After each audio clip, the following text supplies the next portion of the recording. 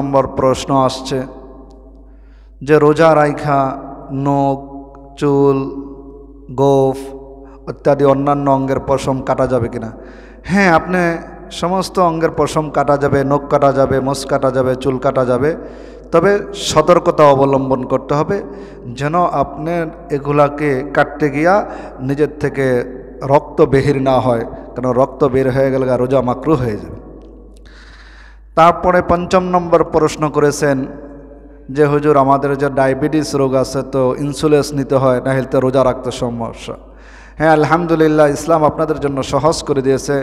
যারা ডায়াবেটিসের রোগী আছে তারা ইনসুলিন ব্যবহার করতে পারবে। তারপরে ৫ম নম্বর প্রশ্ন আসছে যে হুজুর আমরা রোজা থাকা অবস্থায় কি নিজে অসুস্থতার দরুন রক্তের প্রয়োজন হয় রক্ত নিতে পারবো? আলহামদুলিল্লাহ, সুন্দর প্রশ্ন, সুন্দর জবাব আছে শরীয়তে।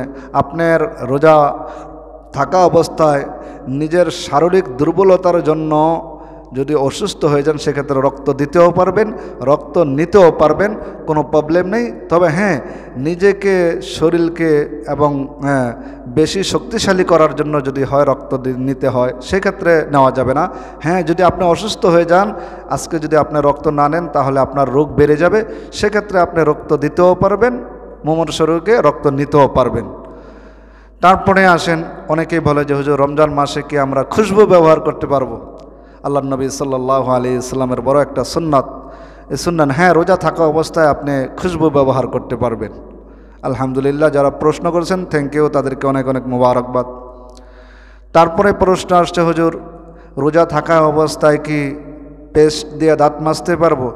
না, রোজা থাকা অবস্থায় আপনি পেস্ট দিয়া, কালি দিয়া, কয়লা দিয়া, কোনো পেস্ট জাতীয় অথবা কোনো আসবাব দিয়া, হ্যাঁ যেগুলা থেকে বিকল্প, হ্যাঁ কয়লা হোক, কালি হোক, পেস্ট হোক, রোজা অবস্থায় আপনি এগুলা ব্যবহার করতে পারবেন না। সুতরাং আপনি গাছের ডাল, কাঁচা ডালও যদি চাবায় ব্যবহার করেন, জৈতুন আছে, মিসওয়াক আছে, নিম গাছের ডাল আছে, এগুলা ব্যবহার করবেন, রোজার কোনো ক্ষতি হবে না। তারপরে রোজা থাকা অবস্থায় কি চোখে ড্রপ ব্যবহার করা যাবে? আলহামদুলিল্লাহ, যাদের চোখে সমস্যা আছে চোখে ড্রপ ব্যবহার করা যাবে, কিন্তু এই রোজা থাকা অবস্থায় আপনি কানে অথবা নাকের ভিতরে ড্রপ ব্যবহার করা যাবে না। রোজা থাকা অবস্থায় কানে এবং নাকে ড্রপ ব্যবহার করা যাবে না। তারপরে আসছে অজু অবস্থায় যে আমরা গড়গড়া করি, যে হুজুর এই গড়গড়া করা যাবে কিনা? হ্যাঁ, সতর্কতা অবলম্বন করে রোজা থাকা অবস্থায় গড়গড়া না করাই বেটার, কিন্তু যদি গড়গড়া করতে গিয়ে ভিতরে অসতর্কতাবশত যদি পানি চলে যায় তাহলে রোজার মাকরুহ হয়ে যাবে। সেক্ষেত্রে রোজার ভিতরে গড়গড়া একটু কমায় করা এবং খুব সতর্কতার সাথে করা চাই। তারপরে আসেন রোজা থাকা অবস্থায় চোখে সুরমা দেওয়া যাবে কিনা? আলহামদুলিল্লাহ, সুন্দর প্রশ্ন। রোজা অবস্থায় ইনশাল্লাহ চোখে সুরমাও ব্যবহার করা যাবে। তারপরে হ্যাঁ, রোজা থাকা অবস্থায় আরেকটা সুন্দর প্রশ্ন যে হুজুর যখন আমি রোজা থাকা অবস্থায় যদি আমার কি হয়, রোজা থাকা অবস্থায় যদি আমার শরীর নাপাক হয়ে যায় সেক্ষেত্রে আপনি ঘুম থেকে উঠে যত তাড়াতাড়ি গোসল করে পাক হয়ে নেবেন। হ্যাঁ, স্বপ্নে দোষের কারণে আপনার রোজা ভাঙবে না, রোজা নষ্ট হবে না। আল্লাহ পাক আমাদেরকে বোঝার তৌফিক দান করুক। সেক্ষেত্রে আপনি ঘুম থেকে উঠে যখনই আপনি ঘুম ভাঙবে সাথে সাথে আপনি পবিত্র হয়ে নেবেন। হ্যাঁ, রোজা অবস্থায় যদি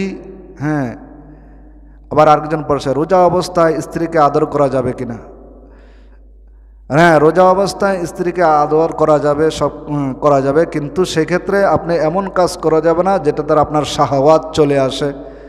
হ্যাঁ, স্ত্রীর সাথে একসাথে বসতে পারবেন, কথা বলতে পারবেন, আদর করতে পারবেন, সেক্ষেত্রে অন্য কিছু করা যাবে না যেক্ষেত্রে আপনার যৌন চাহিদার প্রয়োজন হয়ে যায়, এটার থেকে বিরত থাকতে হবে। কারণ রোজা বলে স্বামী স্ত্রী সহবাস এবং শুভে সাদেক থেকে সূর্য অস্ত পর্যন্ত এই সমস্ত কাজ থেকে বিরত থাকার নাম হইল রোজা। সুতরাং ওই সমস্ত কাজ থেকে নিজেকে সেফ রাখতে হবে, হেফাজত করতে হবে।